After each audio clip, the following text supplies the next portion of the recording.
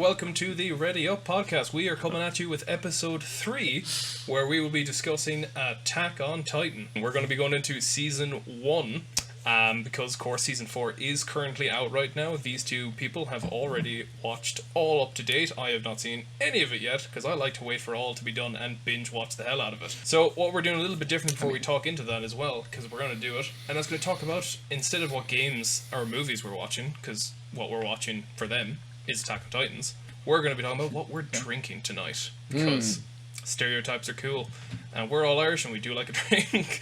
So Brian is already basically showing off his drink there. So I'm drinking a very nice red Merlot here. It's very fruity and it's got a robust, slight raspberry and cherries, bit of plum in there as well. I'm a red wine guy, because let's face it, white is trash. What if you're having fish? I said it. Who likes fish? Fish is terrible. I like fish. Some fish.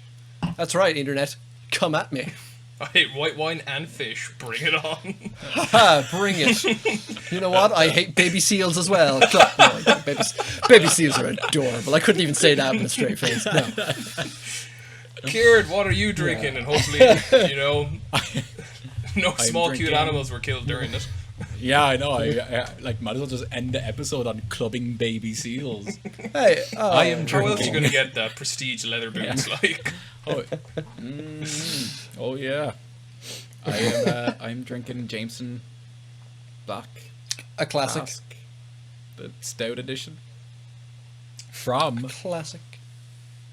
My ever glorious Stormtrooper decanter. Look at that shit. I want that so badly.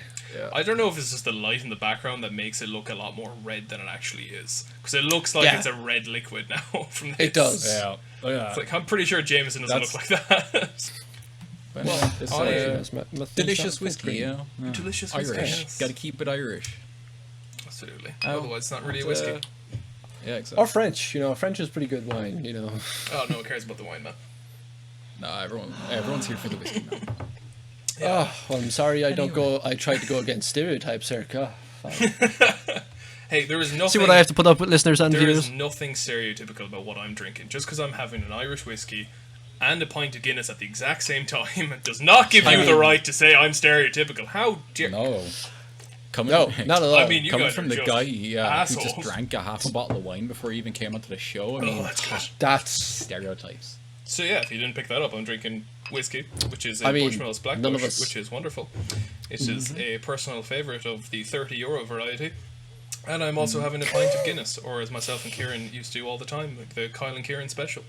We just go into a pub and order whiskey and a pint. That was great. And a pint. That was, most of the time, that was because the pint would take longer, so we would have the whiskey while waiting for the pint. Our first topic for season 1 is just your general thoughts about it. So, Kyle, what did you think of Attack on Titan season 1? Just general thoughts? Just general thoughts at first, yeah. Just general thoughts. Well, for me anyway, season 1. Oh, what a season. It was really great because obviously I was not massively, and I'm still not really massively into it. I watched a decent amount. Like, I think I've maybe tallied up maybe like a total of 8 to 10 series all in all, which for an anime watcher is novice at best.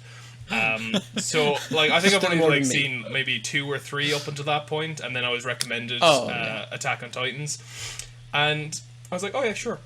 I didn't know the premise or anything about it yet, just the general sort of, these people are in a wall and these guys come and eat them. I was like, sold.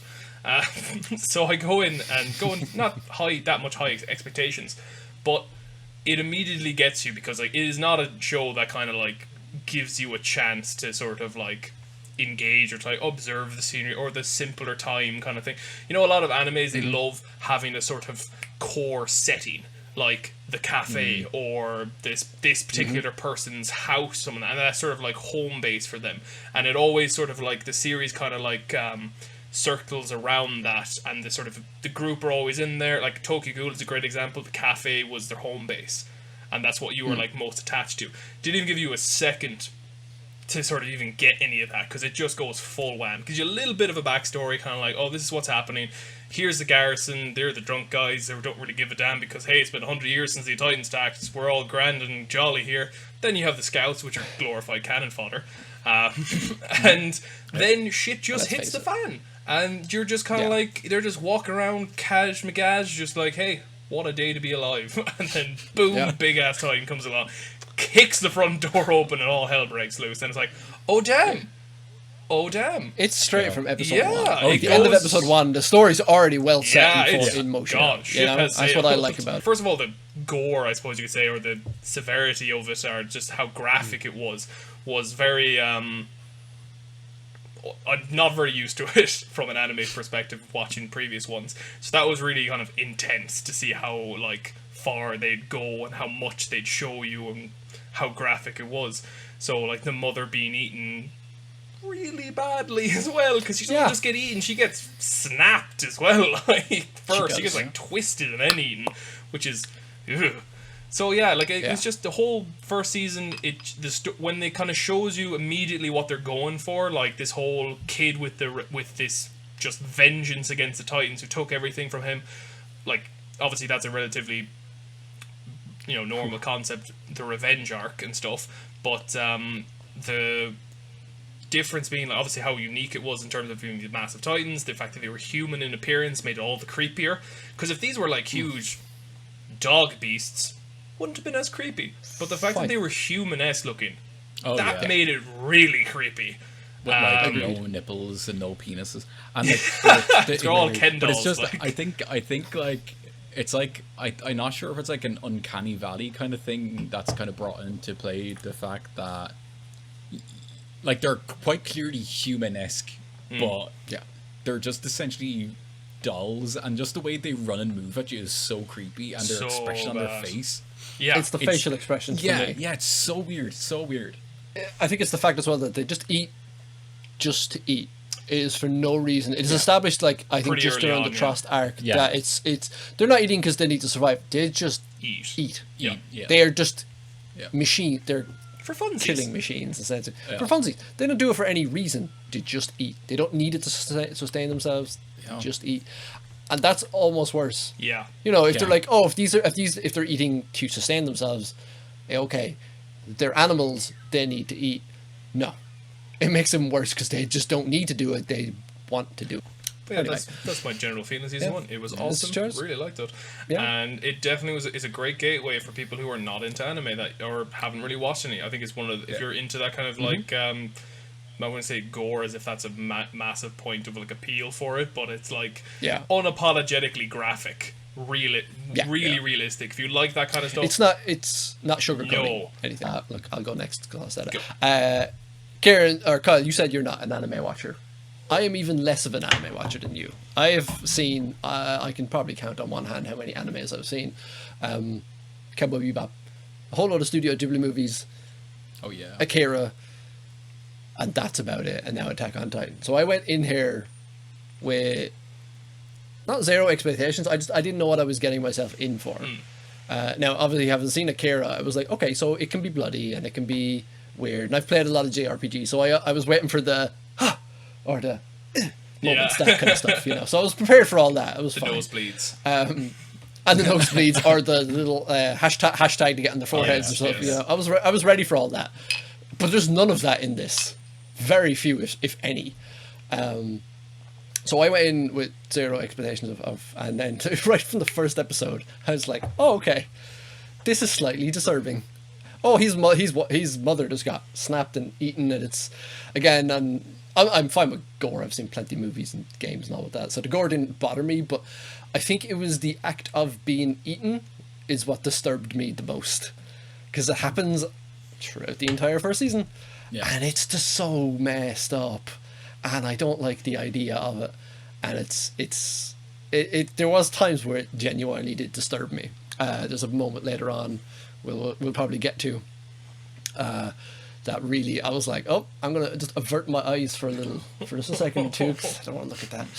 But so I went in with like no expectations, but I can easily say it's fantastic. I do have something on that. I did watch it when it first came out, and I watched the entire first season, and I did enjoy it. I was like, this is great. But then two things happened, and I kind of lost interest. I found out, spoilers for later on, that the humans are are Titans, or at least you find out that some of them are. And I was like, oh, okay, I'm not sure if I like the idea of the enemy of the show essentially just being humans. I've seen 1,000 shows and everyone games and movies with tropes of humans are the bad guys. I'm like, okay, I've seen it 1,000 times. Let's see how this one goes. So I was like, I'll watch season 2. But then there was like a 3-year gap between season 1 and season 2. 4 years. 4-year gap. Mental. So I said, I said, look, I'll see what comes. And then it came out. And then I heard from a lot of friends and a lot of people online saying it wasn't good. So I was like, it's been 4 years. I can't remember what happened in season 1. I'll watch it eventually.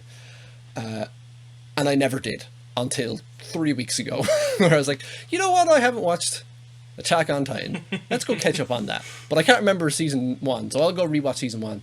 And that's what spurred this whole conversation. We started talking about it. But yeah, no, not the most coherent way I've ever said it, but yeah, it's a very good show. And we'll get into more specific details soon. On to you, Karen. So, Karen, what are your thoughts on Attack on Titan Season 1? Just general. Amazing. Good. So you guys aren't that big of anime fans. I used to be a big anime fan. I used to watch like anime when I was like 14 up to like, I don't know, 18, 19. But like I've watched a lot of anime, so I'm pretty desensitized. Like some of the anime that I would watch or have watched is like an extreme level of violence in some of them, like the likes of Ninja Scrolls and stuff like that.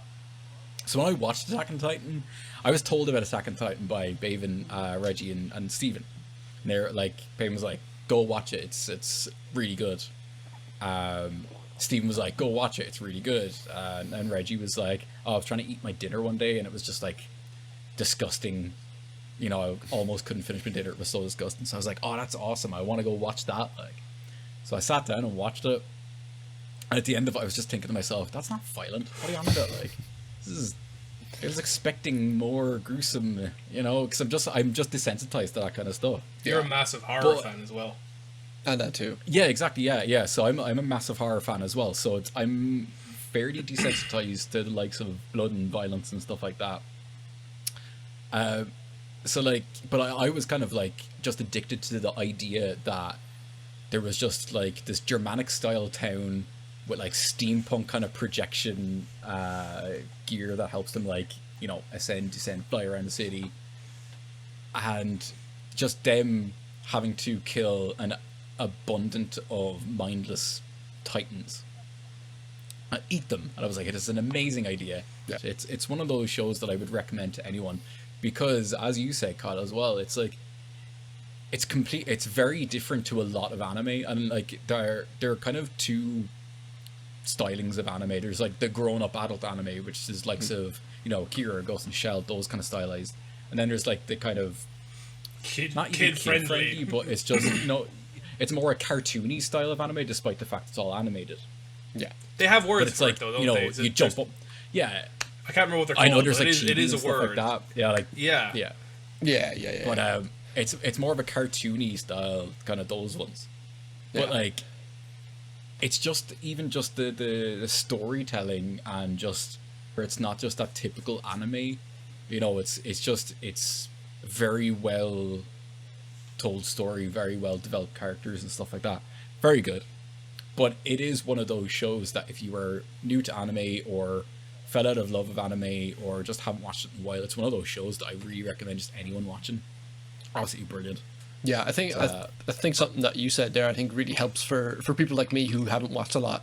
The fact that it is set in like a Germanic town, city, and it's not set in Japan, so it's like sometimes from me anyway, I hear about anime and they're like, oh, it's set in a high school, or it's set in, I don't know, there's one I seen advertised on Crunchyroll, a firehouse in Japan, and I'm like, okay, I get the idea what that's going to look like and everything.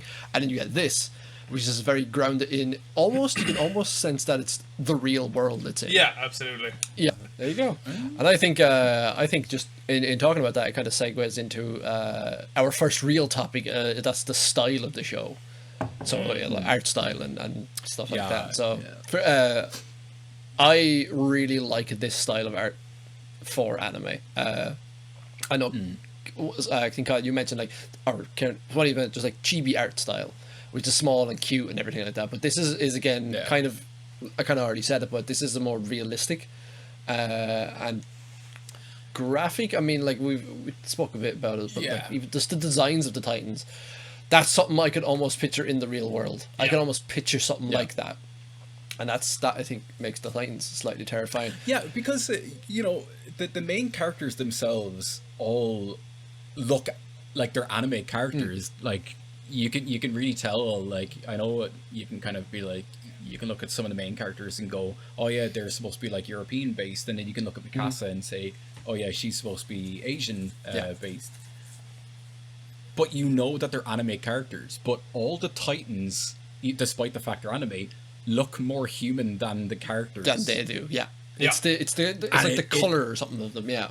It's also just the face and everything. You have the typical, let's say, the typical anime eyes, which is the big, massive anime eyes and everything like that. And then the Titans don't have that. They have human-sized eyes and like, expressions. Yeah, like some of them have those big, like, because a lot of the them have abnormals, those kind of like over-the-top features. Yeah. But even then, they look more human than any of the actual characters. Yeah. And it just makes it that much more creepy, I think, by humanizing them even more. You're just like, I think it's because they went by features that are like they over the top, sure, but they're features that people actually have in the real world. Like, you know, people who have quite long or big noses. You know, people who have big eye, and you immediately could look at someone with a very long or big nose and go, your immediate thing you see when you see them is that person has a big nose. Then you have those ones square head. Yeah, square head. But then you have that Titan who is like this really small one. It's like 2 foot. It's only like 3 or 4 meters long, tall or something. And the really big nose, really big eyes, kind of hairline, everything. Yeah. It's just like overly done, like exaggerated features, but they're features that you do see in people, which makes it all the creepier. Yeah, and another thing I really like about the show is again, going off art style, it seems to be hand drawn, or at least that style. I haven't looked at how the show is made, so I don't know if it is hand drawn.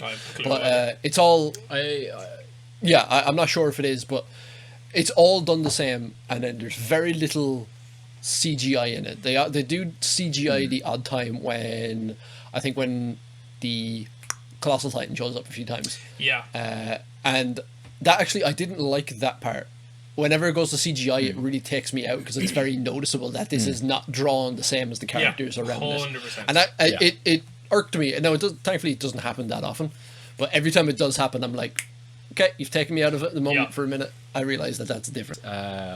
I was watching one anime last week or last month sometime called Asian Demi-Human, or Ajin Demi-Human.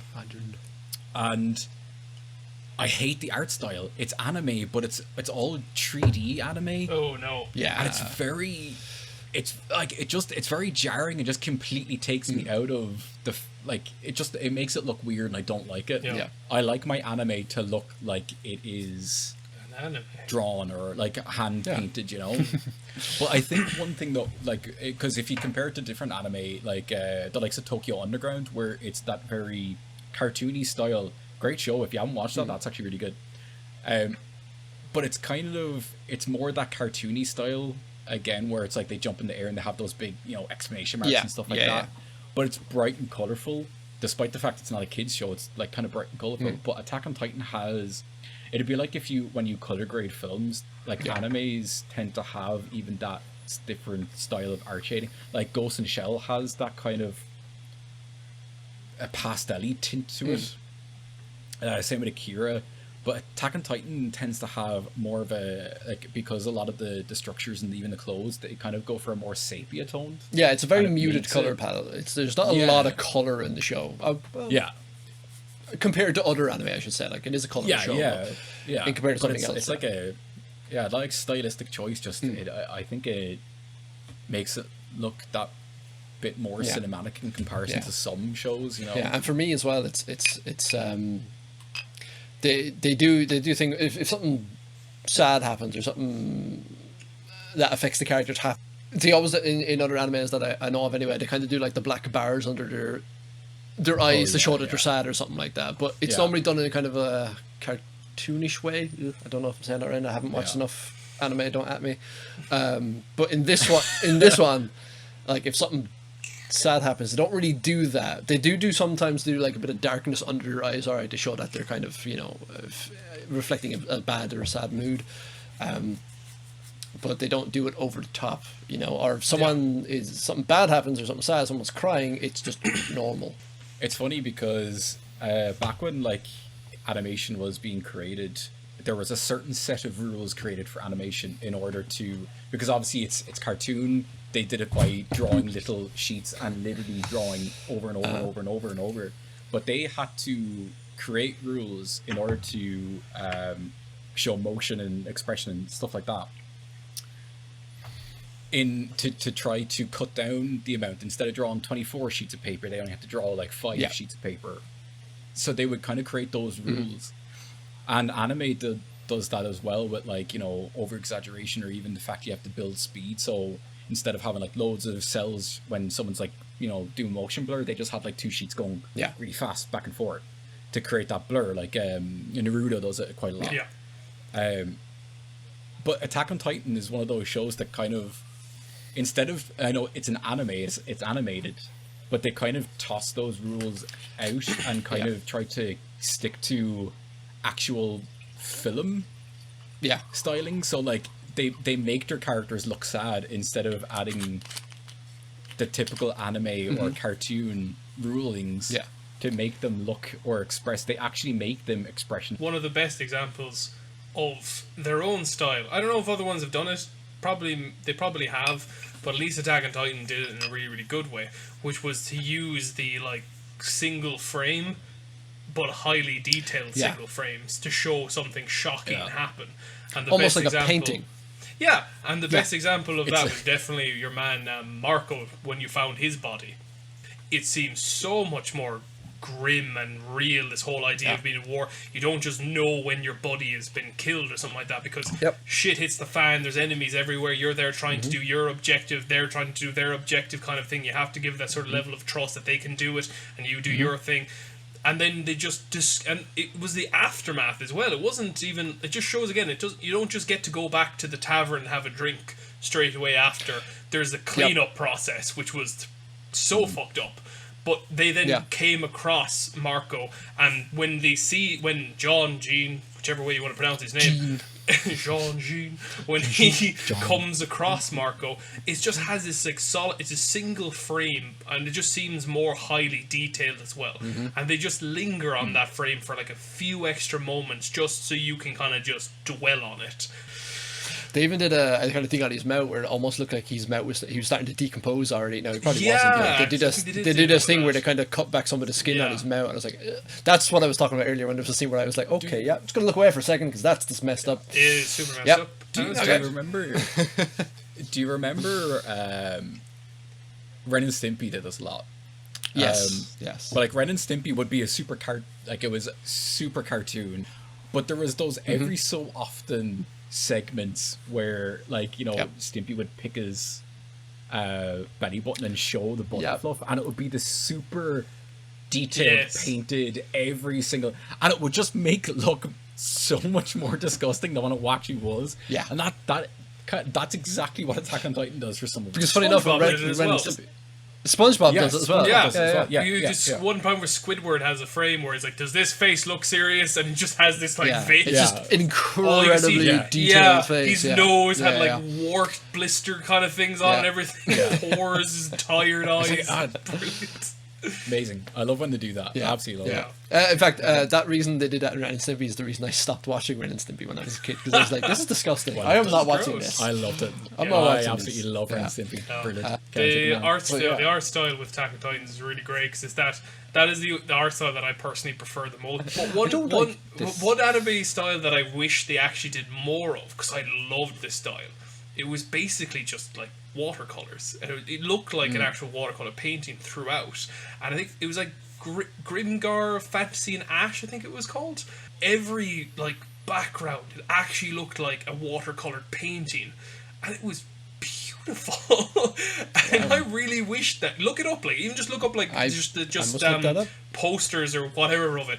It's gorgeous, and I really wish more did that. It's probably really hard and expensive and cheaper doing the other way, but it's really good. Probably. I kind of like it. It's guys, what did you get the story of Attack on Titan season 1? Attack on Titan.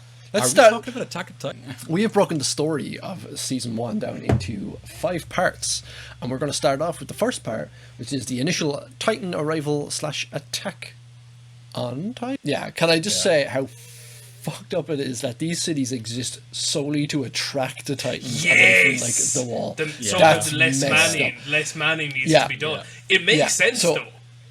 Like if genius, but also goddamn, that's messed up. They never expected anyone to attack. That's the problem, you know. Yeah. So it starts off with Eren and Mikasa. Mikasa is my favorite character. Yes. Actually, no.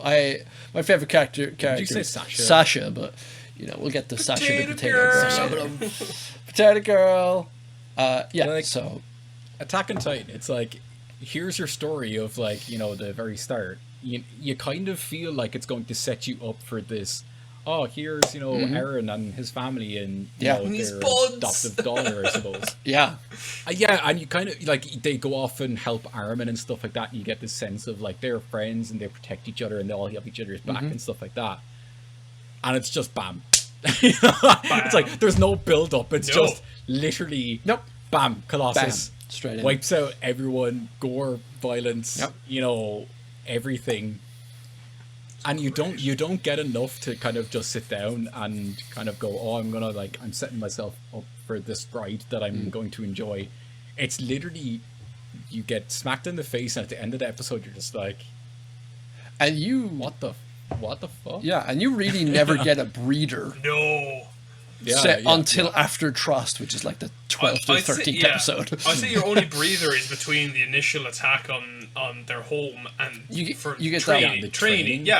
When they do the training, because then once they're literally in Trust, and I mean, like, that's again, they carried on that sort of like, oh, you thought it was over, fuck you kind of mentality. Because at the very beginning, they're all just lolly dolly, just carrying out the day. Oh, Eren, you have a big thing of wood for the family. Great, let's all bring back home. And everything's great. Boom, attacked, wall broken, and then in the second one, Eren is literally in a little monologue about, God, we are so prepared right now. I mean, bring it on. Bring it on. Like, could this colossal affairs behind him? Asking for it, like, and boom, there he is. Like, to be fair, I know you were saying earlier on that you felt that CGI kind of thing took you out about, but how amazing is that scene when he's just standing there and all of a sudden the Colossus is kind of staring at him? Yeah, like, amazing. Fuck. So good. He literally just appears like, you rang? Oh, hello. Yeah, and then it's amazing to go back and watch season 1 and then realize, okay, slight spoilers for season 2. We know who they are. Yes. Yeah. And then you're watching every interaction with. We won't say it yet, even though I know we're spoiling. But you watch their interactions throughout the first season, and you're like, wow. Mm-hmm. Like, you're placing them in different spots. Then the two characters who are I think the worst thing, and because I remember I had that spoiled on me. Oh no! Which was one of the worst things to happen. But I just didn't believe it for ages, despite the fact it was spoiled on me. I didn't believe it because their interaction with all of, like, in the training stuff like that, they help genuine. them, and they're actively like trying to be their buddies and help them and stuff like that. Yep. I'm just like, and even despite the fact, and this isn't season 1, so fucking I'm gonna say Annie. Yeah. Yeah, you can despite say the it. fact that she's quite distant. Yeah, she's quite distant as a character. She still, when it comes to it, helps and cares. Yeah. For the characters, like she helps Eren fight. Yeah. And stuff like that. It's very, very weird.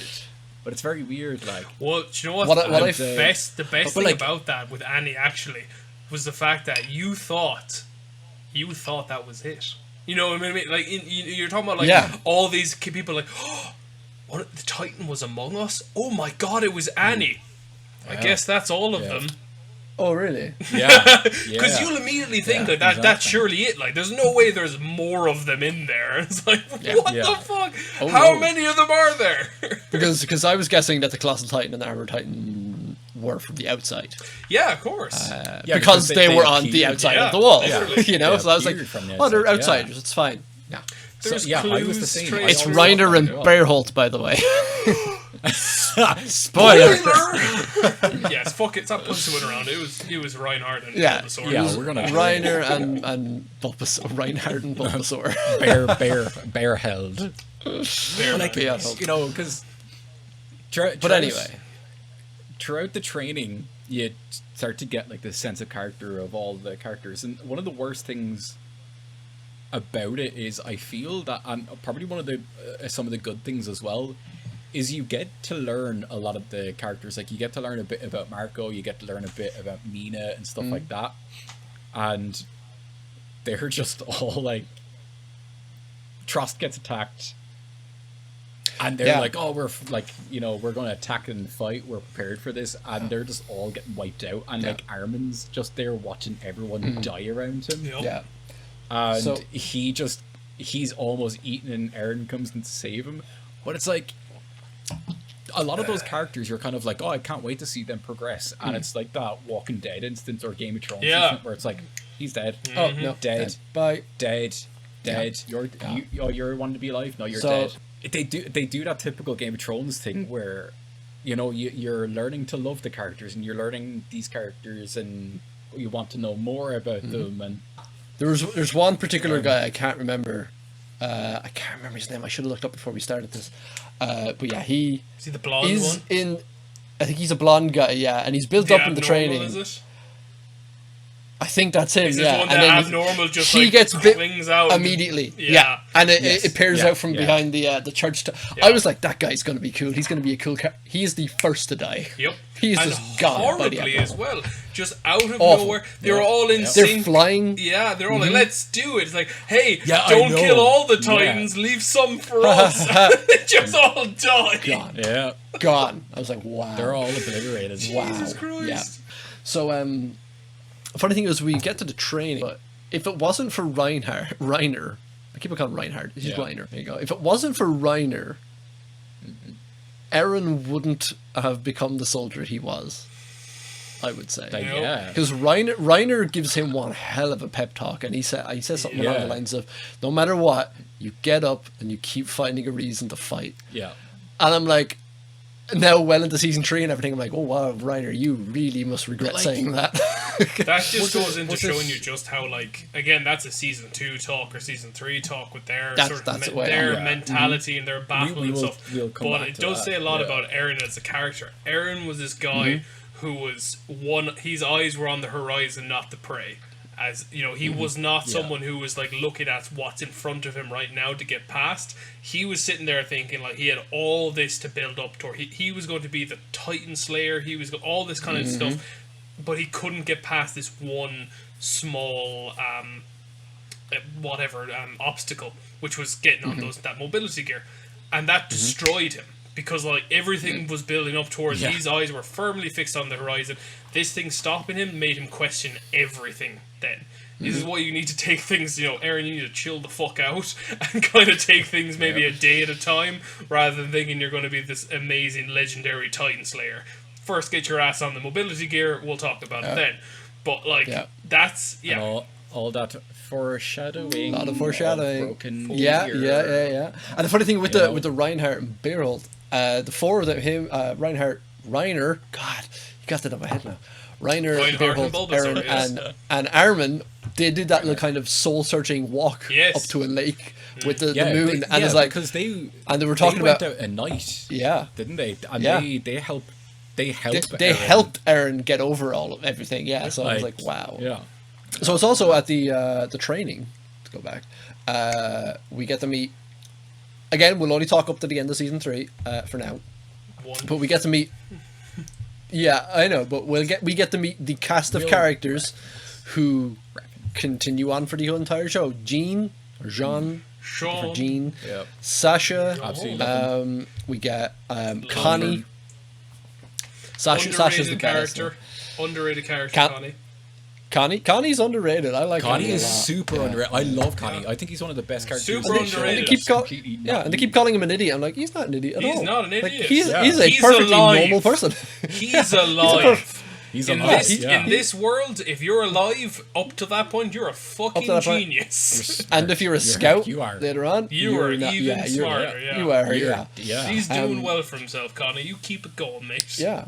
So Yep. what we'll do then is that we'll move on to our next part, which we will talk about the Battle of Trust. So this is the point where I'm starting to watch the show, and we just kind of said it a little bit, but I'm like, yeah, our heroes are ready to take on this challenge. They are going to do great, and everybody gets wiped out. Everybody, and in the end of the first episode, Eren gets eaten, and it was roughly at this point where I went, I don't know who the main character of the show is anymore. Yeah. Yeah, and I was sitting there, I was like, please don't let it be Armin be the main character, because I don't like Armin. Like, make Mikasa the main character, Yeah, or Jean, I would have Mikasa. been fine with Hell it, yeah. yeah. But, Do you know what? It kind of makes it worse, that whole trust part, because right before that, they're all like jokingly, messing around, and Sasha comes and she's like, "Oh, I've stolen the meat." stole the Like, meat. when everyone's asleep, we're gonna go make it. We're all gonna eat it, and it's gonna be great. And they're like, "Oh, you shouldn't have done that." Yeah. Yeah, and they're like, "Oh, you shouldn't have done that." And she's like, "No, it's grand, because once we reclaim back our land, we'll raise all the cows again, and it'll be fine. We'll Do replace it again. Yeah.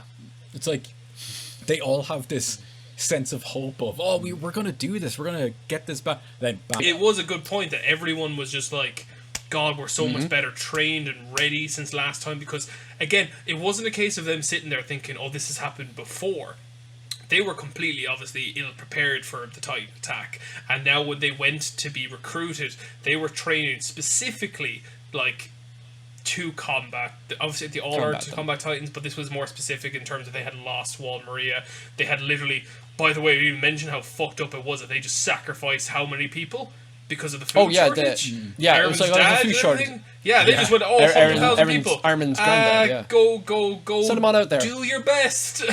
And that's all that was. All That's died. all that was. It was just like, we need less Population mouths to control. feed. Let's just go kill them. Yeah, literally population control. But like they went in there training, knowing that this is a different story than last time. We're not just content with being in the wall. We've now lost a huge part, arguably probably the biggest section of land they actually have, because it's Wall Maria, which is the most outer wall, which would circulate all around it. So probably had the most amount of land to be lost. So yeah, you can see confidence would have been relatively high because of how many years it was training. Totally prepped for it. Yeah. So we have the Battle of Trust, and Eren's gone for about 2 episodes. Yeah. He's gone for about 2 episodes. Kind of yeah. half. Yeah, he appears at the end of the 2 episodes later. Yeah, he appears at the end of the second episode after he's eaten. Yeah, and like you full well believe he is dead. oh, like I did.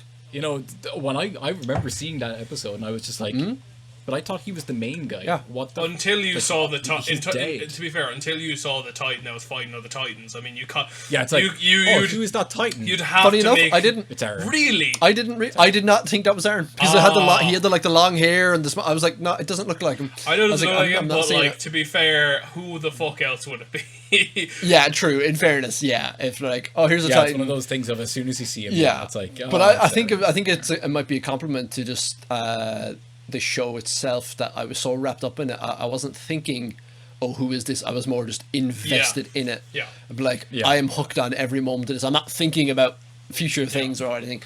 So I think that's a compliment to the show. One of the parts in Trust that I absolutely love, and it just shows the kind of character that Mikasa is all of them kind of recoup onto the building, and they're all out of gas, and they're like, oh, we're fucked. Yeah. And Mikasa comes, and she's like, I have a half a tank left. Oh, if even. And Yeah. Armin's just sitting there, he's like, Eren's dead, and Mikasa's kind of like, oh shit. she's just like... Because "Oh, I shit, didn't believe okay." it. Yeah, but she kind of turns around to everyone. She's like, we have to get over there to restock. Yeah.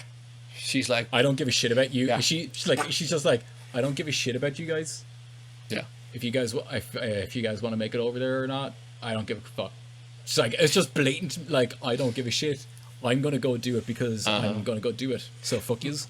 And just like zooms off. I think I She's like, remember I'm- it's like, correctly. fuck you guys. Mikasa didn't believe that Eren was actually dead, or I think it was one of she those. kind of was. It was Even one if of those he's things dead, of. we're, it doesn't matter. We're still going to fight on. Yeah. It's because I've already seen her. I believe her reaction is, I don't have time right now to believe or to Yeah, think it about was- it. yeah, I it's need one to of go those get things. this shit done. She's like, I'll basically Yeah. grieve later. Yeah, Which I Yeah. think is a great testament to her character. She's just like, nah. And it is one of those parts when she does, the gas runs out and she collapses to the ground. She kind of has that like existential crisis of like, Yeah, it's- everything's gone. My life has basically revolved around being Eren's protector Yeah. kind of thing.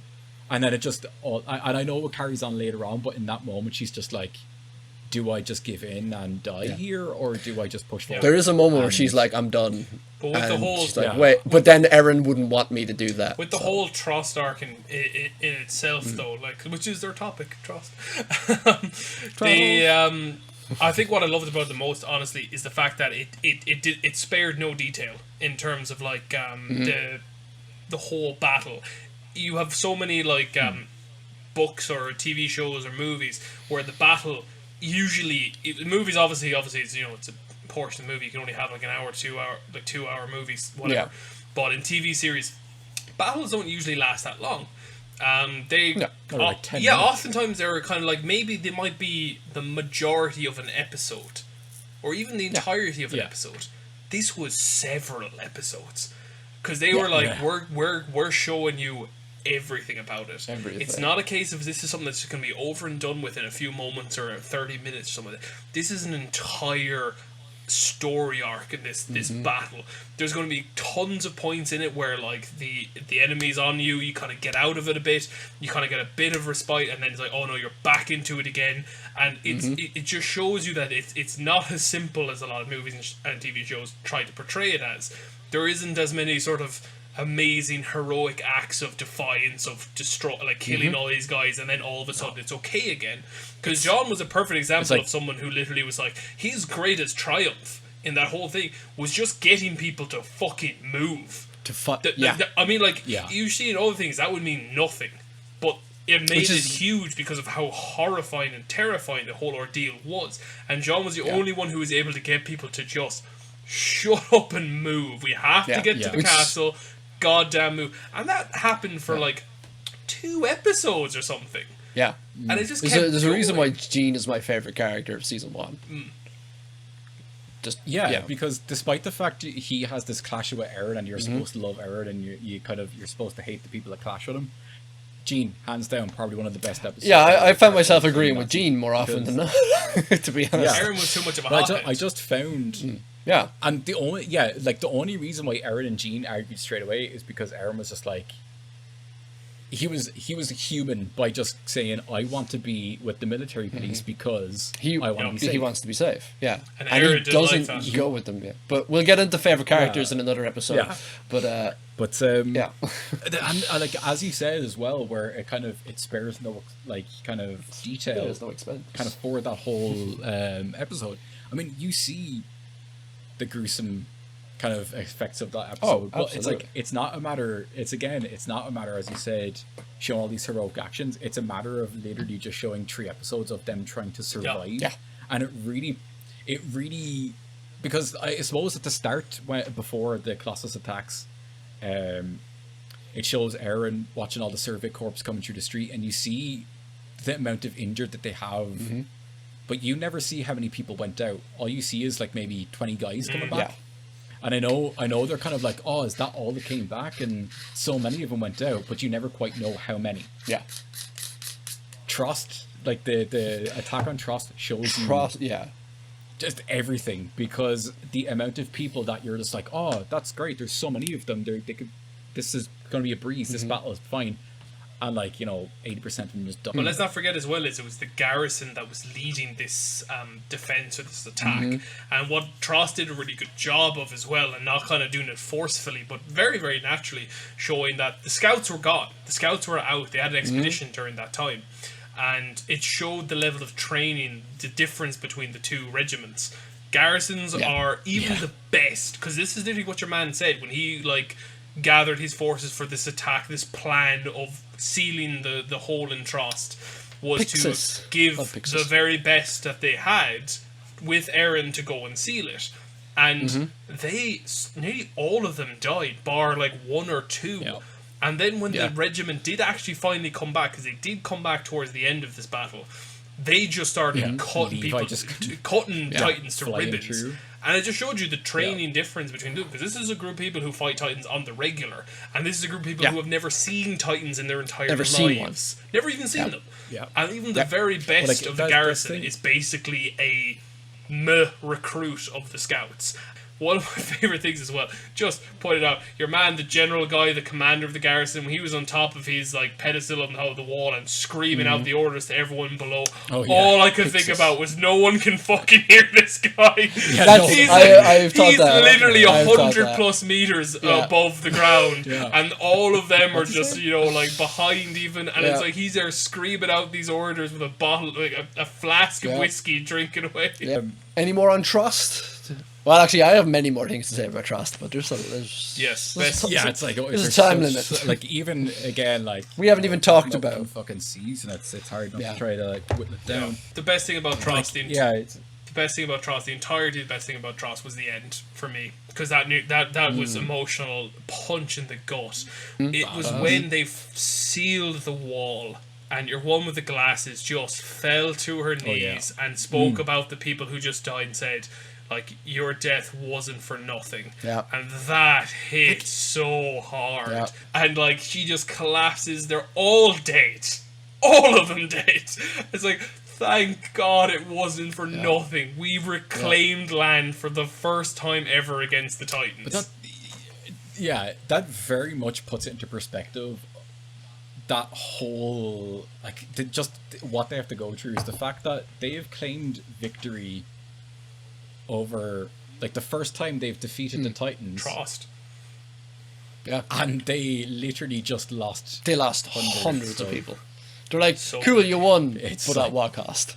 Aaron says it in it's in the first season. He says we are just here to live like cows behind cattle. Cattle, and I'm me personally, why? That's fine.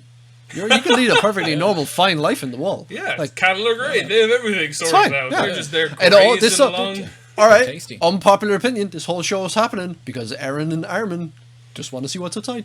They want to see. Don't be greedy. They want to see the sea. Don't be greedy. Don't be greedy. It's fine. You don't even know it exists. I love that. Is the show not really? Instead of Armin and Aaron wanting to see what's outside, it's Bearholt, Annie, and Reiner wanting to see what's inside. Technically, you're right. Yeah. So we are going to move on to our final section / topic now. Yes. We have it down called. We'll jam. Yeah, we have it down as the female Titan arc, but we're just going to go from as soon as the boys, our scout crew, our main characters join up with the scouts in the castle, all the way to the end. Yeah, it's part 2 of season 1. Part 2 of season 1, and not a lot happens apart on once, they have their expedition. But once they get into nothing happens up until the female Titan kind of arrives. Once they see the female Titan, the rest of it is just female Titan. Yeah, we're at the start of the part 2 of season 1. It's more introduced to the scouts, so it's Hanji, Levi, and Levi Squad. Who I'm blanking on their names now because sorry. Nobody remembers any of their names. But they were cool. There was a girl in Levi's Squad who is great. Yeah. She was a great character. Her name is Petra. Petra. And she dies like that. Do you know what? Brutally up against a tree, snap back and everything. Fired against a tree. Oh, she was gone. I absolutely love Levi squad. Well, not even all the Levi squad, but I love Petra, and I can't remember his name, but the fellow with the kind of The guy who always like, oh, I'm just as good as Captain Levi. Oh, the one who keeps great. biting his tongue while he's on the horse. That guy. Yeah. That guy. Who's like, I'm just as good Love as Captain the two of Levi. Like, sure, yeah, buddy. the two of them were brilliant. Sure, yeah. Considering it's like the Survey Corps are the top of the top 100%. You are the best of the best. Levi squad is another level. Yeah, you are the best of the best of the best. Yeah. If you're in Levi squad. Levi is the best fighter. Yeah. For a reason. Yeah. So obviously that we find out later on in the seasons, and he handpicks Levi squad. Yeah. So they are the top class. Like you don't fuck with them, and they get snapped in half because they come up against because they come up against the first human Titan essentially, which is Annie. Yeah. A trained fighter in Titan form as well, like yeah. And not only that, but someone who trained with the corp as well, who knows their moves. Doesn't know all their moves, but knows how the gear works and everything. So all the grabbing the actual cable wire and everything like that, and knowing what to do. Like they were fucked. The exact point I realized they were fucked is when they were trying to attack her and she immediately hid the nape of her neck, and I was like, oh now you're fucked. There's nothing you can do now. Annie is like incredibly fast, incredibly intelligent, and just like all her fighting style in like one Titan. And like she pops, the first time you see her is when they're out beyond the wall in the field. It's running towards them. They're split off into the formations, and then she just pops over onto the right hand side and starts obliterating them. And she wipes out everyone, and Armin's part of them. Only the ones who fought her back. Yeah. She actually moved. She remember she like took the cloak and tried to pull it back to see. Yeah. But when she realized it wasn't, she just moved on. She realized that she was looking for but when she realized it was Armin and left him because she killed everyone else. But when she picked up the HUD to check and then saw it was Armin, she just left. But I don't think she was going to kill all of them. I think like you see how it went down. Like she was kind of like fully ready to sort of run away. Just to try and find Eren, but like when they kept trying to kill her, so she just kind of killed them back, kind of way. But I feel like if everyone just kind of like, obviously they would never have done that, but if they did just sort of like go, fuck it, and just left it be, she probably would have checked them and kept running. I don't think Annie actually wanted to just blatantly murder people. I don't think she's bloodthirsty in that regard. Yeah, because this is the thing where you're kind of. And it's one of those things that I suppose again in like season 2 and 3, when I suppose you're finding out more about Reiner and Berold, where you have that Reiner starts suffering like this split personality disorder, and it's because like, and you see it with Annie. Berold he kind of sees it, but he understands that he's there as one of the warriors. But Annie, you kind of get the sense from her and Reiner that yes, they're there as the warriors, but they don't really want to be killing them. They're still good people, but they're doing their job because they're essential. They're self-righteous in their belief of what is right thing to do, but that doesn't mean that they think that they should just go ahead and murder people willy-nilly. Yeah. And that idea, including like Reiner and Berold, again brings that running team throughout the whole entire season of something that we were talking about the other day. Who is the actual enemy? Is like, are they actually the enemy, or makes you think? Are we just seeing it from a different side? And you constantly throughout the whole entire of all the seasons, you always have that play of they're the enemy because we're told they're the enemy. I don't think anyone really in season 1 questioned and thought these were the good guys potentially. That definitely comes later. When Annie, but you definitely, I mean, maybe you simmer on it a little bit, think like, oh, maybe they have a reason for it. But generally speaking, they seem to be not your friend because of how like it's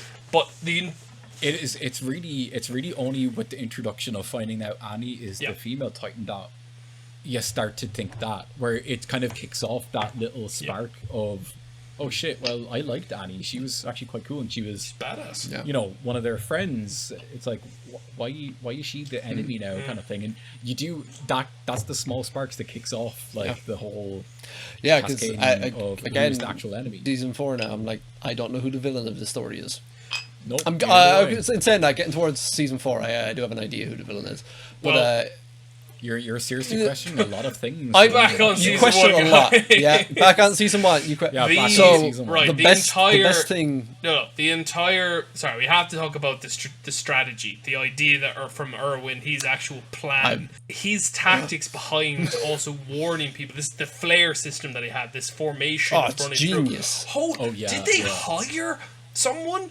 I mean, again, I don't know how. Again, no military experience, but I don't know if they hired, but from an someone with no experience whatsoever in it, other than the odd fucking Google search of going, that looked pretty interesting. I want to see this from a historical perspective of reading about strategies and things like that. Not only was the flare system just brilliant, and it made sense to me watching it, going that actually looks like something that would work brilliantly, especially because they're scattering. There's so many of them. They're all on horseback and stuff. But not only just that, but their reason behind why they went on this expedition to begin with, they knew they were luring Annie to begin with into this forest area where their gear would work out, would become a bit of an advantage for them. Yeah. All of that and the trap. Granted, it failed because they had no idea Annie could actually have these guys cannibalize her essentially. But what they learned from it, first of all, it shows just the kind of person Erwin is. He'll take that as a win. The entire Levi squad is dead and dusted. God knows how many other people were killed as well. Even the Horsemaster guy was dead. Erwin would still take this as a win. He literally will take any step forward of information that kind of gives them an advantage, and he will walk over a mountain of corpses happily to get to that stage. Just shows the kind of person he is, which is a fucking badass. By the way, that is every season for Erwin. I don't give a shit how many people die as long as we get what I came for. Even the smallest morsel of results. They didn't. Their objective was to capture Annie. They didn't capture Annie, but they did now realize because of that who Annie was, who the female they didn't know was being Annie. Yeah. They didn't outright know it was Annie, but they knew it was one of them. Yeah, it was essentially. It was at that point. I think it was Armin who captured. It was Armin is the one who works out. Yeah, I can't remember how he works it out, but he works it out. Yeah, I think it's one of those things where it's never explained, but it's heavily insinuated that it's Armin who cops who it was, and he's the one. It's absolutely 100% Armin. He saw Annie gave Marco's gear to be examined when the two Titans who were captured were killed. That was it. That was a huge one. But even before that, remember that they told every squad different information. Different things. Of where Aaron was. So that whomever it was who was the, let's say, rat, would surface, regardless of how the main purpose of this expedition would unfold. They would still, at the very least, get enough information to probably find out who it was. Because of the false information being planted. And that, you just don't get that kind of plot in a lot of animes. Usually it's pretty simplistic, it's great, it's fun, but this was heavy detailed shit, Yeah. I think that's the thing with Attack on Titan, because a lot of anime, you could watch it and blindly kind of just be like, oh, I know exactly what's kind of going on, and there's no major plot twists or, epic turn of events and stuff like that. But Attack on Titan, you're just like, wow. Shit. Wow. Wait, what? Wow. Shit. Okay. Wait. Wow. Yeah, you're just gone full on with wow. Yeah. It is that. They really, and the fellow who wrote this the Attack on Titan series, amazing. Good guy. He really put a lot of effort and detail into good job. Plot twists, further development, character arcs. The entire world he's built is insane. Subplots within subplots. There's so much going on that just and especially the callbacks. Now, I know we're talking about season 1, but there is callbacks in later seasons that make you just go, this guy knows exactly what he's bloody doing. It's like he had a plan. He had a start, Absolutely. middle, and end before the fucking series was even released. Parts in season 3 you go back to season 1, and season 4 you go back to season 1, and use little payoffs here and there, and even happens in season 1. Considering we're only talking about season 1, it's when they find out it's Annie. That was nice. They remember Armin. I've so little left. I don't have anything to do. Did you drink your half a bottle of wine? Yeah, my wine's gone. Oh. Yeah, so it's one thing Armin remembers when Annie, a female Titan, attacked his section of the convoy. Yes. It grabs Reiner and tries to kill Reiner. And then Reiner escapes, and right then and there I was like, oh, please don't kill Reiner. I really like Reiner.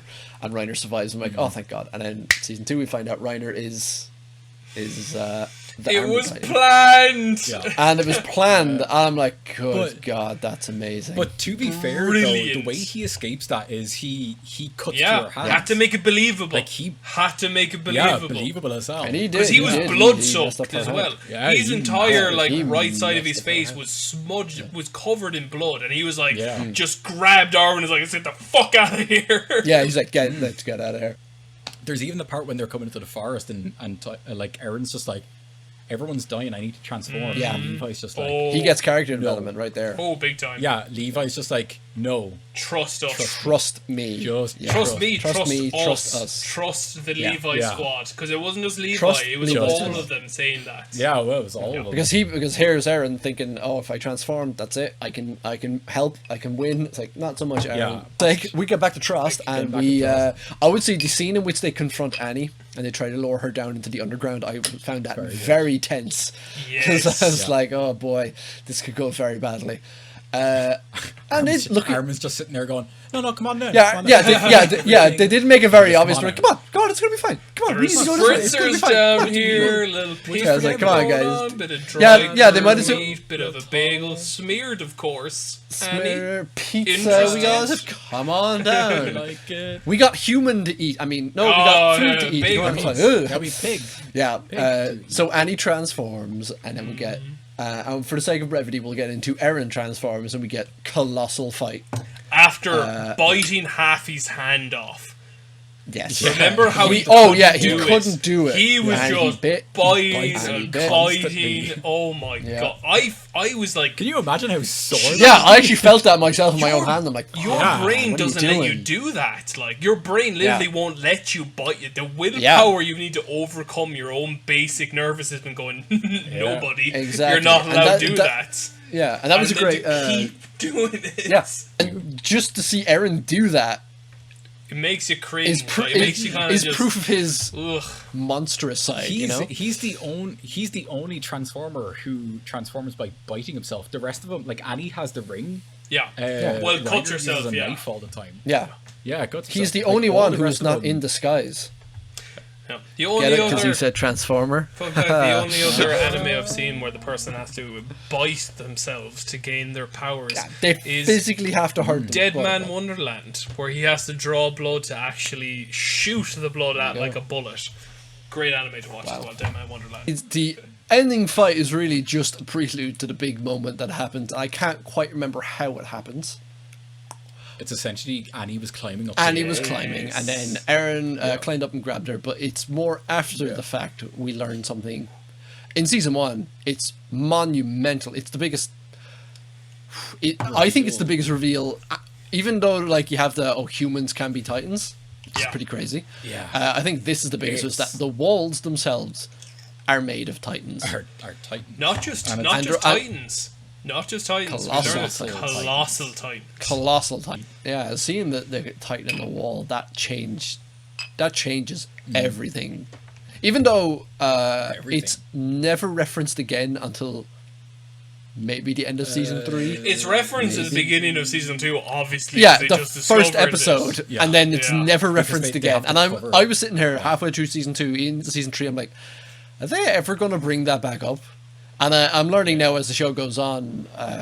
It's one of those Like, things that's they- explained in season 3 where everything's heavily covered up by their government Yeah, kind of yeah, thing, yeah, and yeah. their religion. That's Yeah. when you So- realize that the enemy is not potentially just the Titans. It's everybody. Everybody's the enemy. Everyone Trust nobody. outside of the Survey Corp, which also apparently isn't everyone inside the Survey Is Corp. also, you can, yeah, so, you can let's trust see. Levi Yeah, Trust trust Levi. Levi. Levi has never done anything wrong. and Commander Irwin, obviously, Han- because And Damn. Hanji. Oh, you Gotta got trust. You can't forget Hanji. Oh, and Han. Hanji. Well, trust her at I a don't know. safe distance. There's been one or two Yeah, points you in trust Saint that girl Sure. at I'm like, safe distance. You can trust her I completely. love Oh, I love Hanji. Hanji. She's Mental great, nut but job. trust her at a Yeah. distance. yeah, Trust her at a I'm not going to let her into my distance. inner circle No. or anything. You'll you know. wake up Oh, no, in a no, bath no, of ice no. with your She kidneys is. missing with her. Yeah, because she's a bit she psycho. is an absolute nut job. She's absolutely amazing, though. Yeah. She's probably one of the best characters, like, and one of the most memorable She's characters. fantastic. Like, She's fantastic. Oh, yeah. Right, God favorite damn. character and favorite moment. Let's do it. If you like... Go. Who Yeah. wants to go first? I don't mind. I will go first. My favorite Go character of first. season 1 is Jean or Jean. Take us there. I love Jean so much. I'm so happy that he is alive up to season 3 at least. I can't say anything after. He's still breathing. He is still breathing as of the end of season 3. Maybe, hopefully. I love Jean so much because throughout the show he is very much shown to be the nemesis, rival character. All anime, from what I can tell, has this. You got your main character and then you have his rival, Yeah. who is just as good, or but he's just a little bit of a shithead. And Jean is a little bit of a shithead, but and the two to get him to scraps all the time. I think the physically, I they think the funny physically thing is- fight each other at multiple times in the show.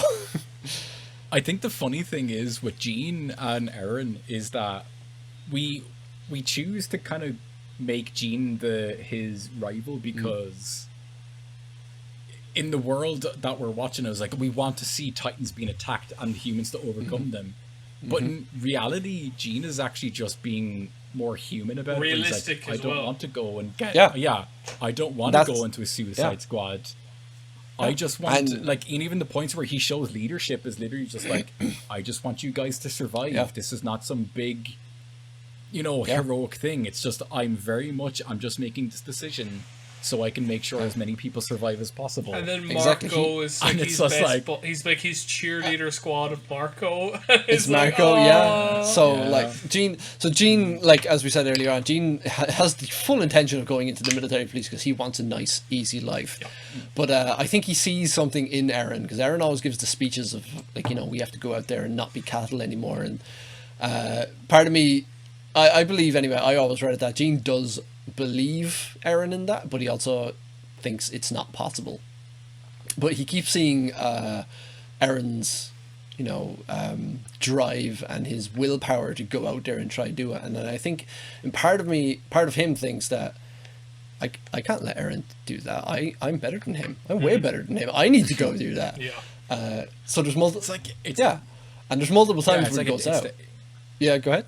It's definitely a mix. It's definitely a mix between that and also I think it's one of those things of it's like because a lot of people who decided they wanted to join the military police or etc.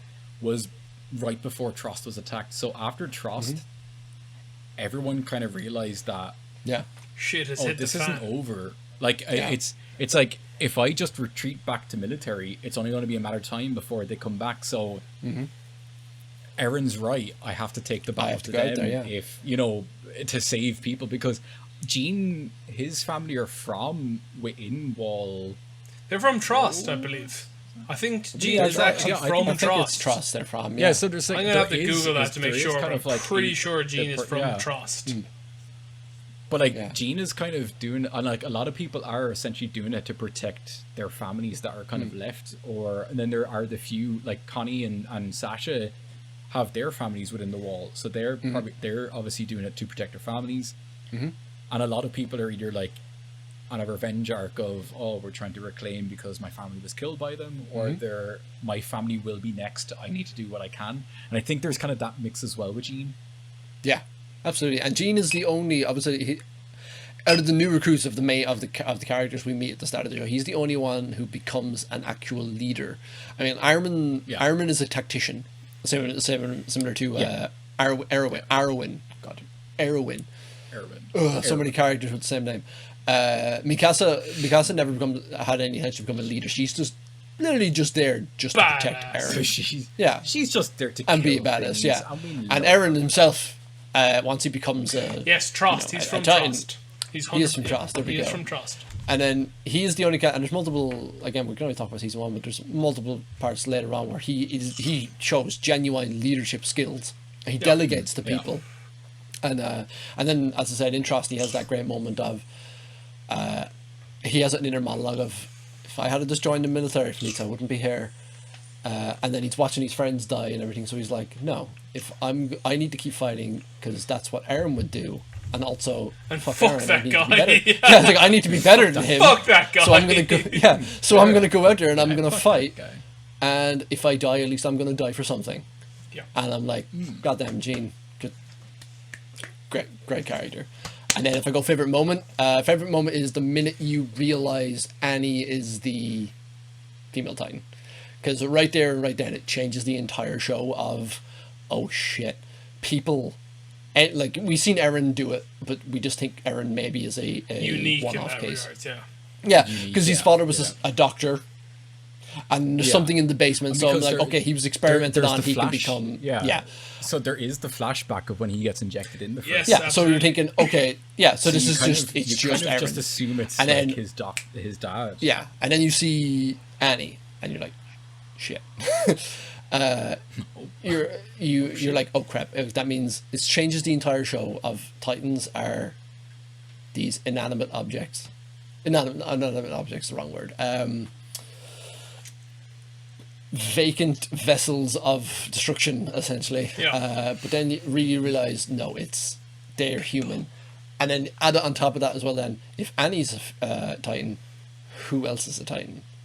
And then right there, your mind starts wandering. It goes into season 2. It Keeps hooks wandering. it like that. It keeps it going. So that is my favorite moment and favorite character of season 1. Ooh, Kyle, you next. My favorite character Good. of season 1 is our residential badass, Mikasa. Mikasa Tsukasa. Mikasa Tsukasa. Mikasa is my favorite because she is just obviously a total, complete. Sorry, microphone. Badass. Don't like your microphone. Total badass, and obviously every show in anime specific, especially, you need your badass. You need a badass. Like, Eren is a hothead. Like, he's not a badass in that regards, but Mikasa is just he's straight the up. typical hothead character. Yeah. Mikasa is gotta a have one. total badass. So obviously she has loads of moments, even referred to as being like worth 100 soldiers, which was great. But like, her entire story arc is fantastic and just kind of shrouded in mystery. And one of the things I have to say, I really love that it does happen a little bit more towards the latter seasons, but purely in the season 1 thing, it's really refreshing that Mikasa as a character is just badass in her own right.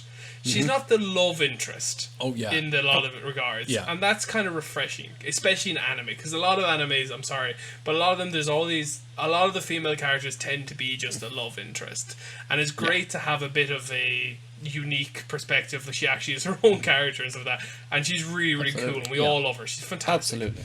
Like, she just does all the crazy things where she just shows how strong and skilled she is. It's explained in later seasons why she is such a badass, which is great, because her just being a badass because no other reason, just because why not, we just need one, is a bit lackluster. The fact that it's explained later on is great, because you always love to have a bit of an origin and reasons behind it.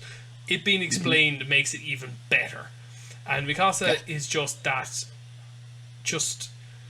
She's so, like, you just know she's gonna do something brilliant, like, and it's great. Every time she's on the screen and she does something, you're kind of just like, you kind of relax a bit.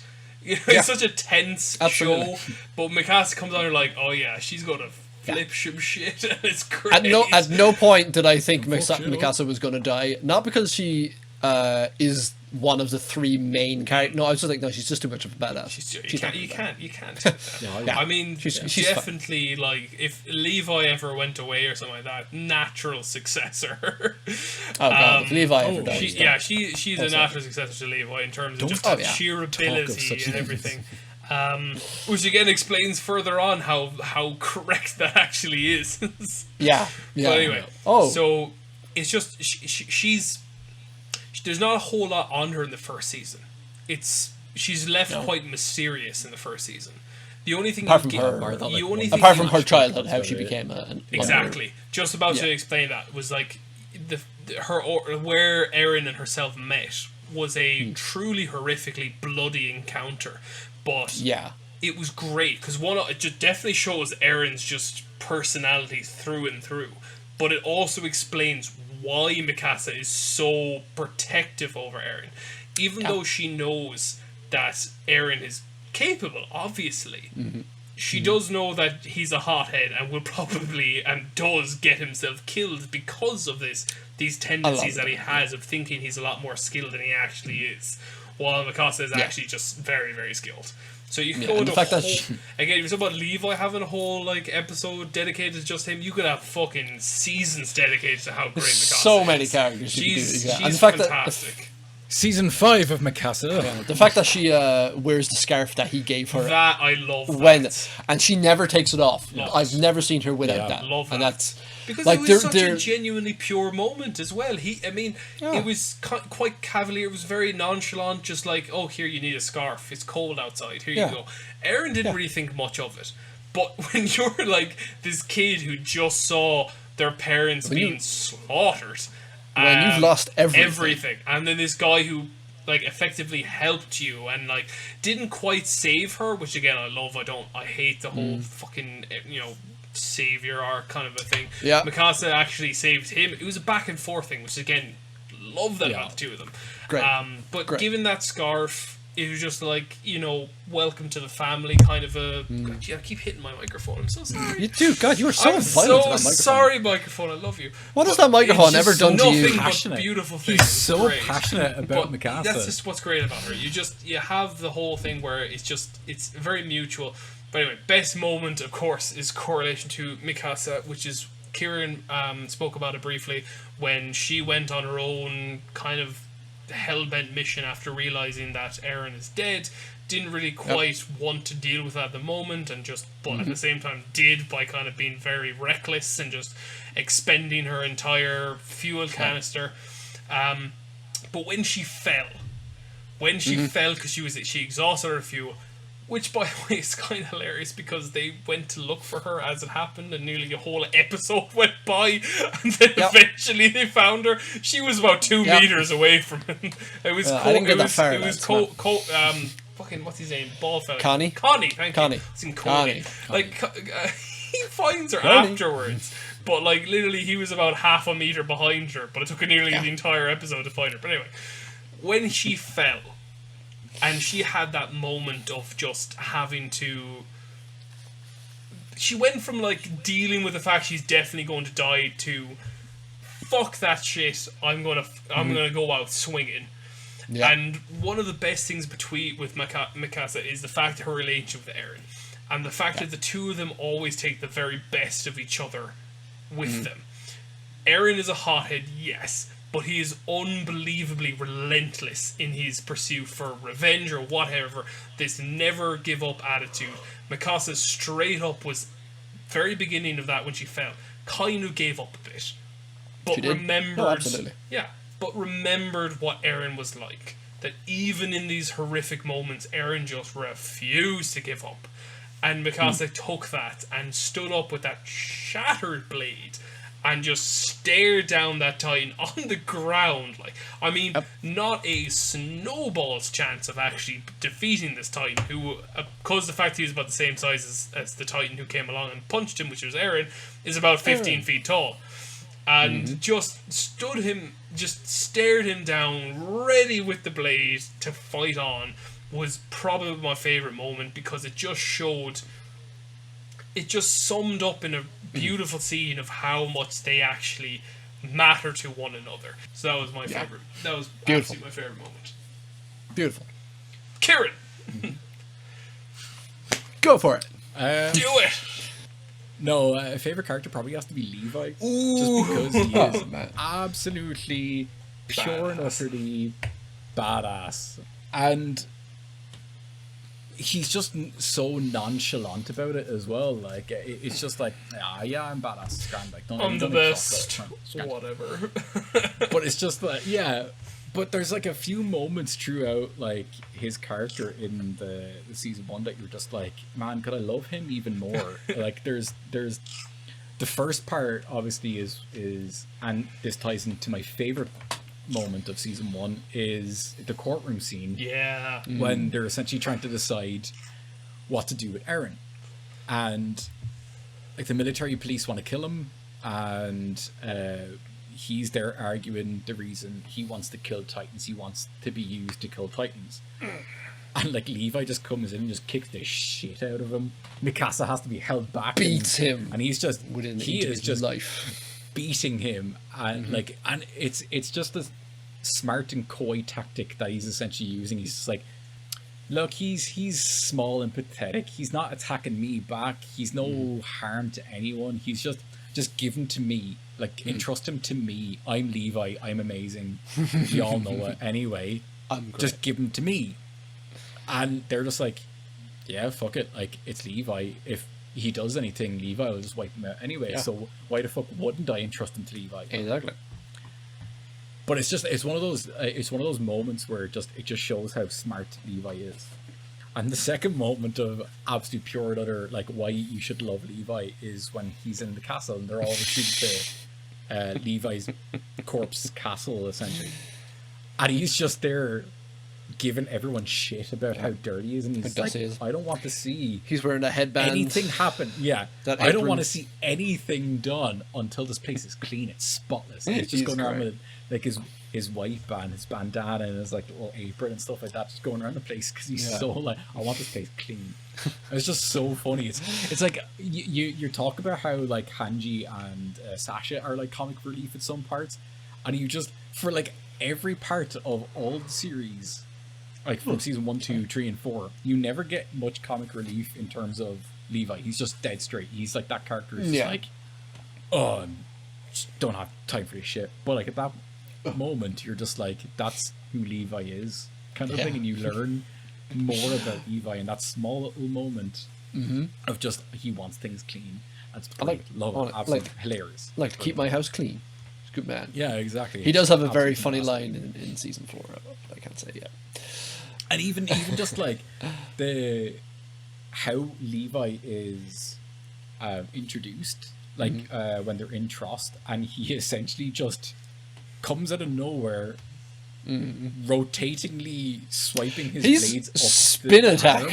is amazing. Yeah, spin attack. How does he do up that? The arm, shredding them to bits, and he's just like, oh, and he's like, and it's just like one of those moments of like, oh, you That was guys simple. can't do that. Yeah, so I've seen a ton of like really good memes on the Attack on Titan subreddit of Levi just straight up bullying the Beast Titan because we've seen that in season 3 where the Beast Titan gets demolished by Levi, and it's just like we're gonna bully you. I love that whole like connection the both of them have. And I know we're talking about season 3 right now, but I love the connection both of them have. Right at the end. Like, despite the fact that Beast Titan is probably one of the most intelligent, but also one of the most military advanced, let's say. Yeah. How terrified he is of Levi. Of Levi is amazing. Yeah, I love it. And it's just like he is just pure like. He's like, oh god, shit, no. it's Levi. Like, It's amazing. Like we will get into that. we can either cut this out or not. But in the end of season 3, when Zeke is like strapped to the cart Titan, and fucking Levi appears on top of the wall and has that like zoom shot to Levi's looking at him. It's like, I'm going to fucking murder you. It's like, oh god, no, get me out of here. Oh. Anyway, we are going to wrap it up now because we have gone on will wrap up way longer than we planned on. So thank you everybody for listening. What I should say now as well is that we have a Facebook page for anybody who wants to go like and do that, and subscribe to our YouTube, and you can also find this podcast in audio form on Google Podcast and Deezer, soon to be on iTunes and Spotify. So yeah, next week we are going to be doing Attack on Titan Season 2. Shouldn't be as long an episode because there is only 13 episodes of Season 2, so it's not. Yeah, it's much shorter. We're not covering 24 episodes of a TV show. Yeah. So Season 3 is going to be long. Season 3 is going to be Like and another long one. subscribe. Like and subscribe. Yeah. Hit us up. Yeah, we have a Facebook chat there if you ever want to hit us up. You wanna He's yelling. Yelling, So, loud noise. Until then, thank you so much for listening and/or watching, everybody. And by the Quote the way, great Matt Mercer, we love you very much. we will also definitely be streaming this Wednesday, The Forest, Yes. or maybe Sea of Thieves, something, Yes, anything. we're gonna Sea of Thieves. We will be on Wednesday, so tune in at 8-ish. So, hope to see We're you very there, professional. and We have everything locked down. we're super professional. But yeah, thank you for tuning in. Peace. Goodbye. Seriously, if you haven't watched Ninja Scroll, I know I'm not selling these these films, but seriously, Ninja Scroll is probably one of the greatest anime you will ever watch in your life. It's amazing. So Zero to Doji, it's fantastic. Don't watch the next, 3 because they're actually basically hentai.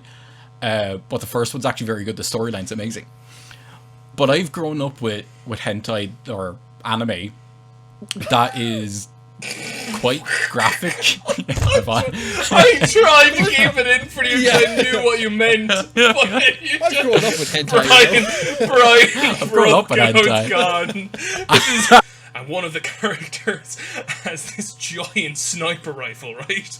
As you do, 15-year-old. But the main character tries to get it off of her to shoot the zombies, but can't. The strap is on too tight or whatever. So he throws her to the ground and then just mounts the sniper on her tits. And every shot he takes just ripples. But then you have the other one who's there fighting with the katana, just going to town on these zombies. And then the most amazing scene happens where he fires and the bullet, the camera follows the bullet, and your one is there fighting away and everything like that. She does this sort of like backflip kind of a thing, but as she backflips and the bullet starts coming towards her, her boobs literally part, so the bullet goes straight through. And this is why I stopped watching a lot of anime.